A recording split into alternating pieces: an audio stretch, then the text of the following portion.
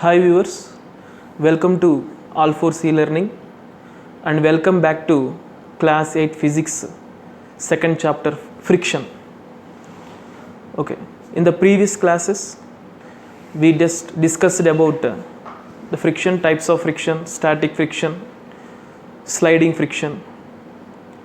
Okay, and also we have gone through different activities to understand the concept of static friction and sliding friction.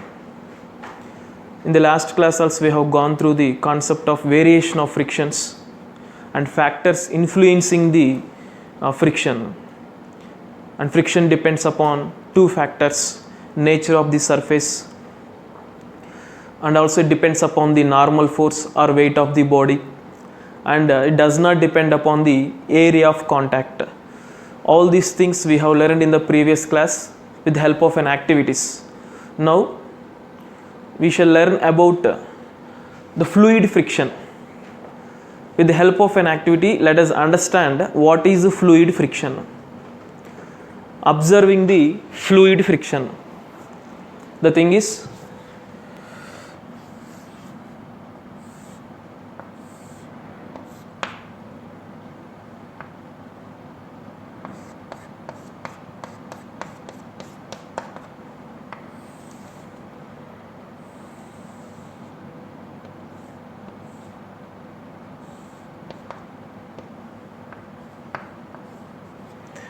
I have taken a glass of water, stir the water with the help of the spoon. With the help of the spoon, stir the water. It is a glass of water, water contained in this glass. Take a glass of water, stir the water with the help of the spoon. You know that the water present in the glass starts whirling around an axis. The water starts rotating around an axis. We can also say whirling. The water whirling around an axis. Now you stop stirring the water. What happens? What do you observe now? In this case, if you stop stirring this water with the spoon, the thing is, the speed of the whirling water reduces.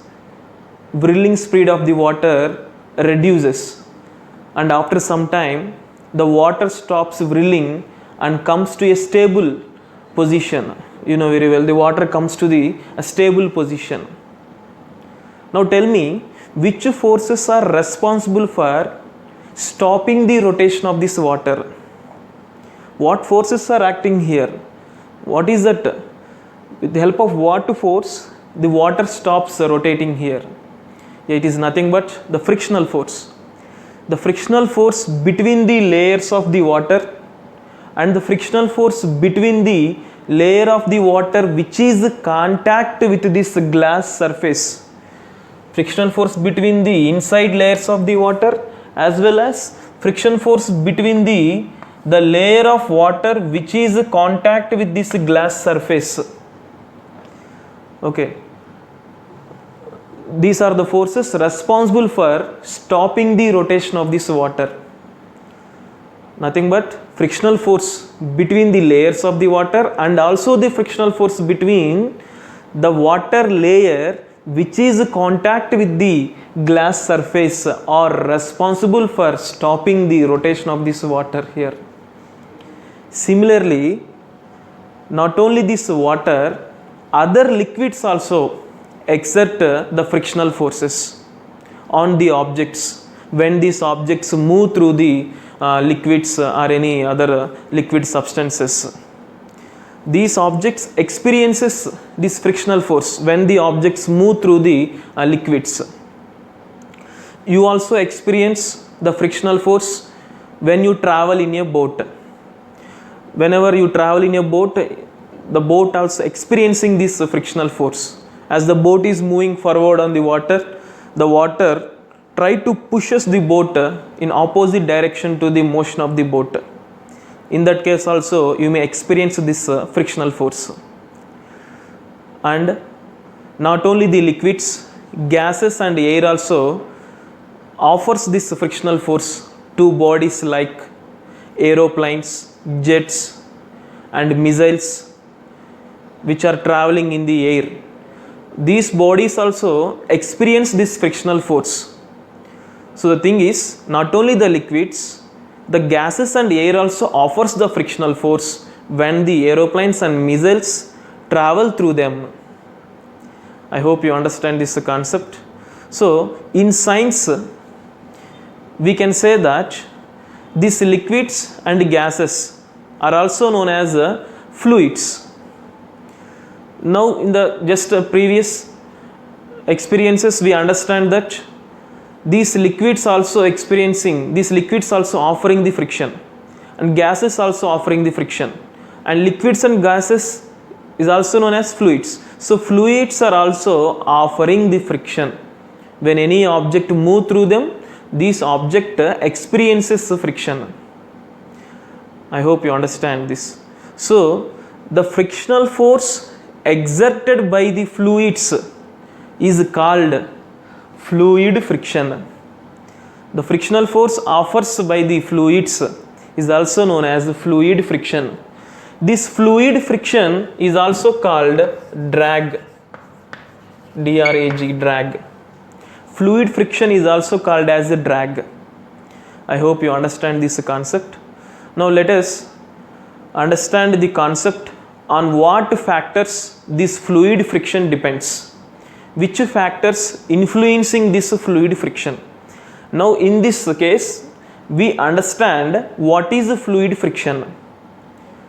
If any object moves in a fluid, this object experiences an opposing force which is opposite direction to the motion of the object, called frictional force, and it is also called drag. I hope you understand this concept.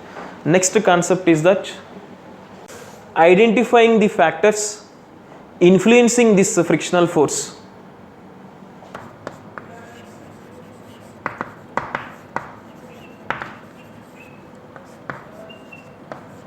Identifying the factors influencing the frictional force, fluid friction.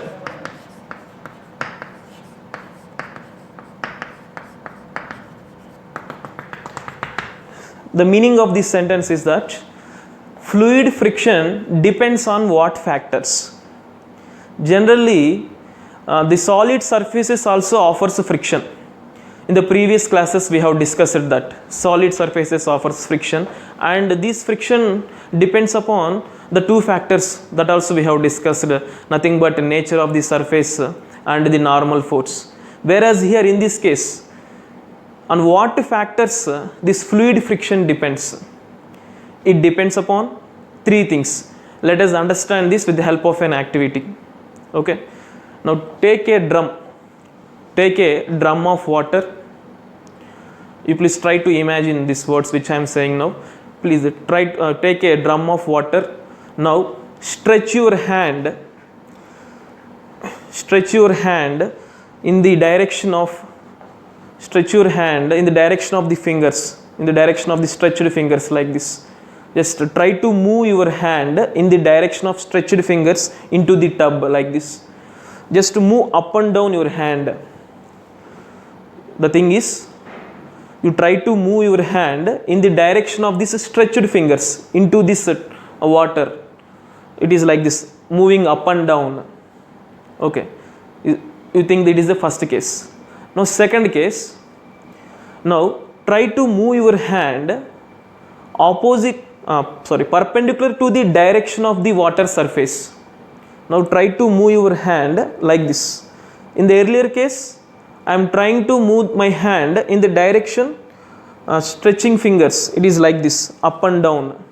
Now second case, I am trying to move my hand in the direction perpendicular to the surface of the water. It is like this, perpendicular to the surface of the water, as it is the tub is here. Now I am just moving my hand in this direction. The direction is nothing but I am just moving this hand which is perpendicular to the surface of the water. It is like this. Earlier case, I am moving my hand in the direction of stretched fingers. it is like this, up and down. First case it is up and down, second case to and fro motion, it is like this, to and fro motion we call. Now tell me, in which orientation of your hand do you experience more opposing force? Of course it is the second case, you will experience more opposing force. When compared to move your hand in this direction, in the case of stretched fingers, when you try to move your hand perpendicular to the surface of the water, in that case you will experience more opposing force. Your hand experiences more opposing force. Why it is like that? The thing is, in the first case, as your hand is moving into the water, only this surface, the tip of the fingers is in contact with the water, and of course the entire hand is also contact with the water. But when you try to insert your hand inside the water, the opposing force is less in that case. Whereas the second case, when you try to move your hand like this, which is perpendicular to the direction of the water surface, the entire hand is trying to push the water to and fro motion like this. You will experience maximum opposing force. So opposing force nothing but frictional force. So in the second case, the frictional force offering is more. So we can say that fluid friction is more in the second case. Now we can say that this fluid friction depends upon the shape of the body. Earlier it is this tip of the fingers only contact with the surface. Second case, the entire hand is contact with the water. So I can say that this fluid friction depends upon the shape of the body. It depends upon the shape of the body. Fluid friction. Okay, this fluid friction depends upon the shape of the body. Just now in the previous activity we understand that it depends upon the shape of the body. Second case, for suppose when you are traveling on bike, let's stretch your fingers, stretch your hands like this. Now the thing is, the air which is present around you try to pushes your hand opposite to the direction of the motion of the bike. I think you already have experienced this. When you moving on the bike, if you stretch your hands like this, the thing is, the air which is present, the air is trying to push your hands opposite to the direction of the motion of the bike. As the bike is moving in this direction, when you stretch the hands like this, the air which is there around you, the air is trying to push your hands opposite to the direction of the motion of the bike, as the air is pushing your hand like this and the bike is moving in this direction. I think you might have experienced this. If you increase the speed of the bike, if the driver is increased the speed of the bike, the opposing force also increases. As the speed of the object in fluid increases, the frictional force offered by the fluid also increases. So it depends upon the speed of the object with respect to the fluid. Speed of the object with respect to fluid. As the body speed increases in the fluid, the frictional force offered by the fluid also increases. So I can say that fluid friction depends on the speed of the object with respect to this fluid. Next, last one. It depends upon the nature of the fluid also here. The thing is, if you take water, just try to move your hand in the water, you will experience an opposing force. When you try to move your hand in water, you will experience an opposing force. Now second case, try to move your hand in the air. In which case you experience more opposing force? Of course, definitely in the case of the water, you will experience more opposing force. So the thing is, the fluid friction depends on the nature of the fluid here, as it is less in the air and it is more in the water. So we can say that fluid friction depends upon the nature of the fluid. Nature of the fluid. Okay, finally I can say that this fluid friction depends on these three factors. It depends on shape of the body, it depends on speed of the object with respect to the fluid, and also it depends on the nature of the fluid. The thing is, when any object is moving in the fluid, it experiences fluid friction. It has to overcome this friction. Then only that body can able to move very easily in that fluid. So these objects are given special shapes. In order to overcome this friction, these objects are designed special shapes, are given special shapes. For example, if you take birds, fishes, almost all the time they move in fluids. Their bodies, just we can say that they are arranged in special shapes, nothing but streamlined shapes. In order to decrease the energy, to overcome this friction, their bodies are designed in a special shape, which is called streamlined shape.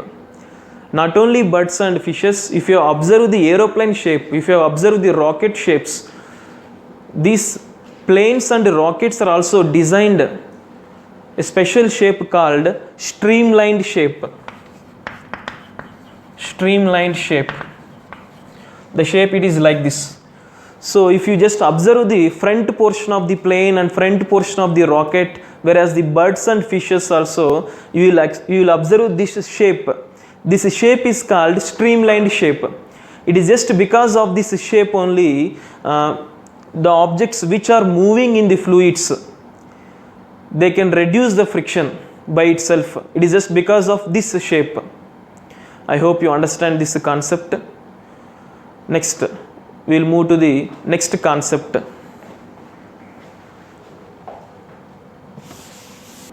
Okay, in the previous concepts we just learned about what is fluid friction and what factors this fluid friction depends. Next topic is the friction is a necessary evil? Is the friction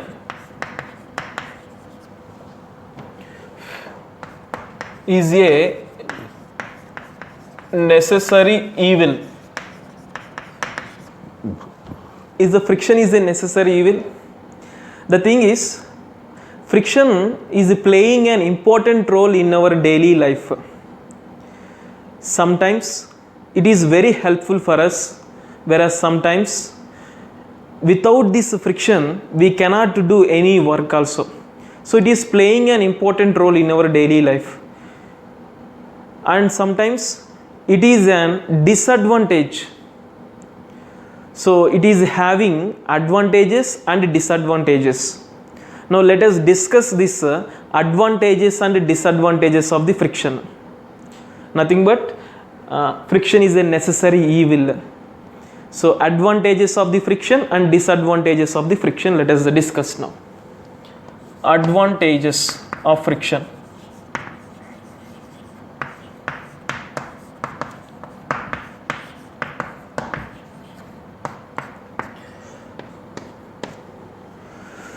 Okay, the thing is, what are the advantages of the friction? Without friction we even cannot do the work properly. So let us discuss these points now. The thing is, we can able to walk on the ground. It is just because of the friction between our feet and the ground. The friction between our feet and the ground helps us to walk easily on the ground. I hope you understand. So the ground is nothing but here it is having so many irregularities on it. For suppose if it is a smooth surface, for suppose if you are walking on a smooth surface, then what happens? You may slip. The friction is less on the smooth surface. So when you walk on the smooth surface, sometimes you may slip. So if it is a rough surface, this friction helping us to walk very easily on this ground. I hope you understand this. So it helps us to walk, it enables us to walk easily, it enables us to walk on the ground. Friction helps us to walk on the ground easily. I hope you understand this. Second point. Yes, just observe your palms. It is over the palm, so many irregularities are present. So more roughness is present on our palm. So the friction is more on our palm here. With the help of this, we can able to hold the objects very easily. Now I am holding the chalk piece in my hand. So very easily I can hold this chalk piece. We can hold any other things also. Okay. So friction helps us to hold the things. The frictional force between the object and the palm. The frictional force between the object and our palm helps us to hold the objects. So friction helps us to holding the objects. Holding the objects. Next one.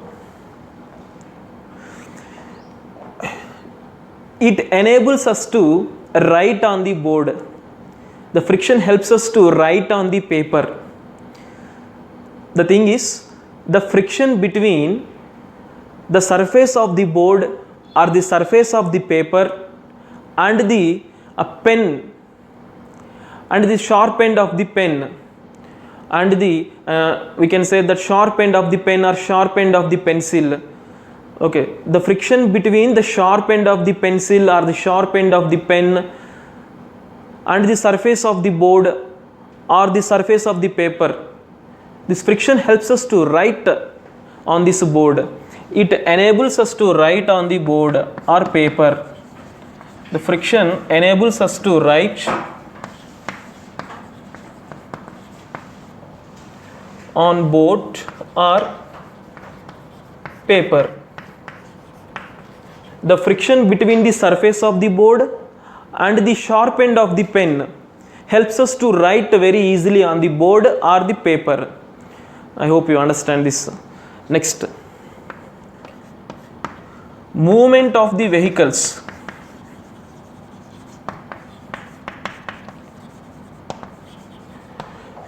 The frictional force between the tires and the road, which helps the vehicles to move easily on the road.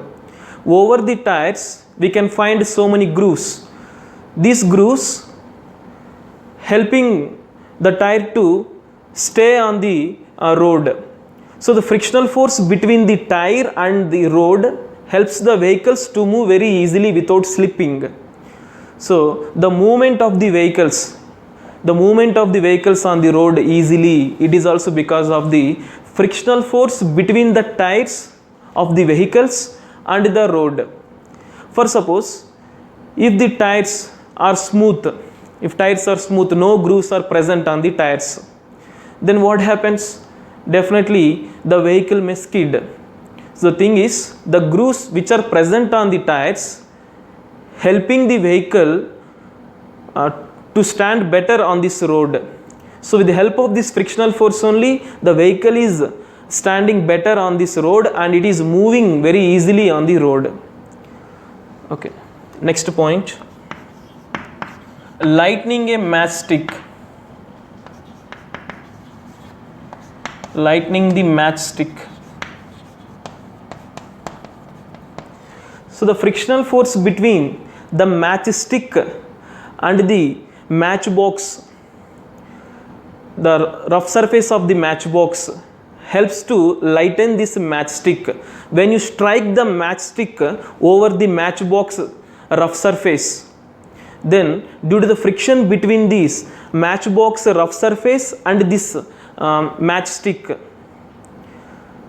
when you strike it, the thing is, heat develops. It is just because of this heat only the matchstick gets fire, the matchstick gets fire. So we can lightning of the matchstick, it is also just because of the frictional force between the cardboard rough surface and the matchstick. I hope you understand these advantages of the friction. And one more thing is that, one more point, it helps to fix the nails into the wall. With the help of the friction, we can able to fix the nails into the wall. The frictional force between the nails and the surface inside the wall, it is just because of this frictional force only the nails can easily insert into the wall. Okay. Now let us discuss about the disadvantages of the friction.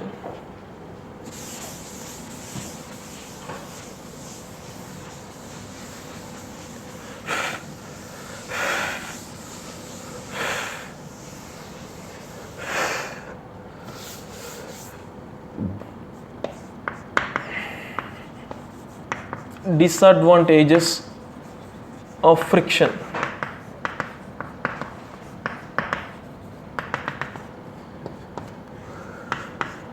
Damages of the machine parts.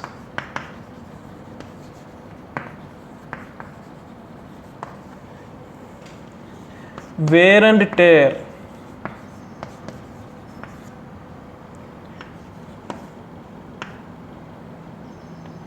Decreasing the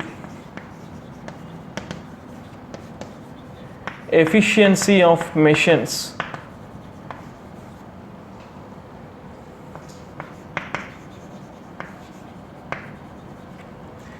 These are the disadvantages of the friction.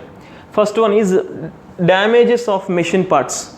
For example, when you rub your two palms for some time, what happens? Lot of heat is generated between your palms. The same thing, when two parts of the machines continuously rub each other, a lot of amount of heat is generated. So with the help of this heat, the machine parts get damages. So machine parts get damages, it is just because of the frictional force between the moving parts of the machines. The next, wear and tear. Wear and tear of machine parts. Wear and tear of soles of the shoes. Wear and tear of tires. The thing is, the soles of the shoes, if you use your shoes continuously, if you walk with the help of your shoes continuously, the sole layer can be damaged. So it is just because of the frictional force between sole of the shoe and the ground, which damages the soles of your shoe. Nothing but wear and tear of the shoes. It causes damages to the shoes. The frictional force damages the shoes. Not only these shoes, the machine parts also get damages due to continuously running of these machine parts. One machine part is contact with the another machine part due to continuously running of these machine parts. So a lot of heat is generated. Due to this heat, the machine parts get damages. And one more thing is that the grooves present on the tires, the grooves present on the vehicle tires also worn out. When the tires continuously move on the road, due to the frictional force between the road and the grooves present on the tires, so the tires may worn out. So we need to replace our tires, so the vehicle may not skid. If you do not replace the tires, the thing is the grooves present on the tires may reduces and the surface of the tire becomes smooth. If it is smooth, it does not provide necessary frictional force between the ground and the tire, so the vehicle may slip. So we need to change the tires periodically. I hope you understand this. And next one is decreasing the efficiency of the machines. As I said here, due to continuously running of these machine parts, the efficiency of the machines may decreases. Of course, the efficiency is always less than 100%, and again due to this frictional force, its efficiency may decreases. For suppose your bike is giving a mileage of 50 km per liter. Now, if you use continuously, if you are not giving for servicing your bike, then after 2 months your mileage, the mileage of your bike may reduces. It is nothing but its efficiency is decreasing here. So we need to give our bike for servicing. What they used to do, they will apply lubricants, they will change the spare parts, they will do all the repairings wherever it is required, and after that you can use your bike so that the mileage is not less than 50 km or not less than 60 km. It is like that. So efficiency of the machines may not decreases. So it is just because of the frictional force only the efficiency of these machines is decreasing. I hope you understand this. Next.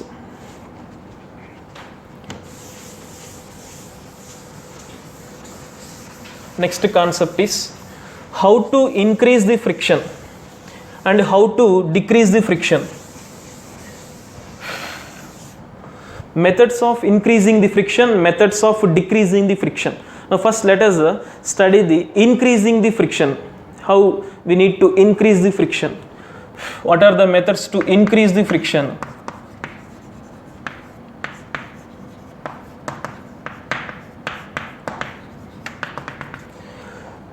As we know that the force of friction, it is just because of the irregularities on the surface, irregularities on the two surfaces which are in contact. So it is just because of the irregularities present on the two surfaces which are in contact, the frictional force is arised.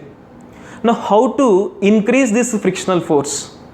The thing is, if we make the surface rough, then the roughness of the surface increases, so that the frictional force also increases.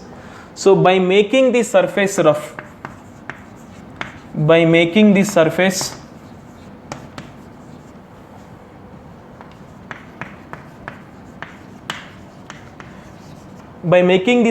rough, we can increase the friction. It is just the frictional force arises, it is just because of the irregularities present on the two objects which are in contact. If we increase the irregularities, nothing but if we increase the roughness on the surface, the frictional force also increases. Second, another way is that arranging the grooves on the tires. So irregularities on the tires increases, so frictional force increases. Arranging the spikes over the soles of the shoes. Grooves and spikes are arranged on the tires as well as on the shoes. Grooves on the tires, spikes arranging on soles of the shoes. So if we increase the grooves, if we increase the number of grooves on the tires, so the irregularities over the surface of the tire increases, so frictional force between the road and the tire also increases. And next one is spikes. You can find some players using spike shoes. So it is nothing but in order to get a better grip on the ground, they use the spike shoes. So spikes over the soles of the shoes increases the frictional force. These are the methods which increases the frictional force. Next concept is decreasing the frictional force. Methods to decrease the frictional force.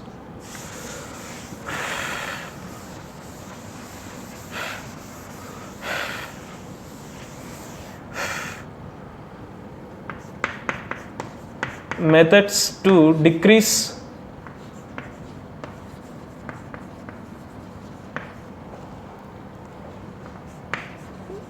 the friction. First one is, in the previous case, as I said, that to increase the friction we need to make the surface rough. Now here my aim is to decrease the friction. If I decrease the number of irregularities on the surface, if number of irregularities on the surface decreases, then what happens? The surface becomes smooth. So the frictional force decreases. So by making the surface smooth, we can decrease the friction. Let me give an example. While playing carom board, you will apply borax powder on this carom board. So this borax powder covers the irregularity surface on the carom board. The powder is trying to fill the irregularities present on the carom board so that the striker can move very easily on the carom board. Applying powder on the carom board, nothing but we are making the surface smooth. So by making the surface smooth, we can reduce the friction. By making the surface smooth,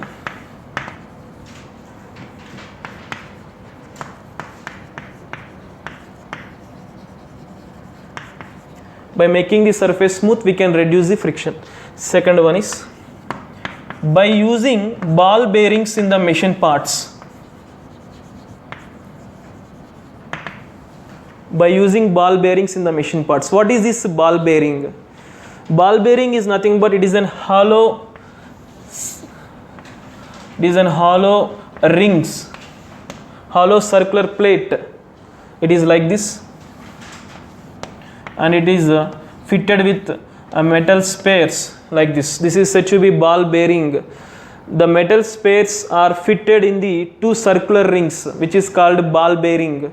These ball bearings are used in the machine parts in order to decrease the friction. This ball bearing function is that converting the sliding friction into rolling friction. Sliding friction into rolling friction. Ball bearings converts the sliding friction into the rolling friction. It is fixed in the wheels of an axle. If you have observed this one, these ball bearings are fixed in the wheels of an axle, and also you also play with that widget spinners. In that also you will find these ball bearings. The widget spinner rotates very easily when you apply force on it. The thing is, the ball bearing is present inside that widget spinner. Not only in that, in many machine parts, this ball bearing is fixed in order to reduce the friction. The function of the ball bearing is that converting the sliding friction into a rolling friction. Next one is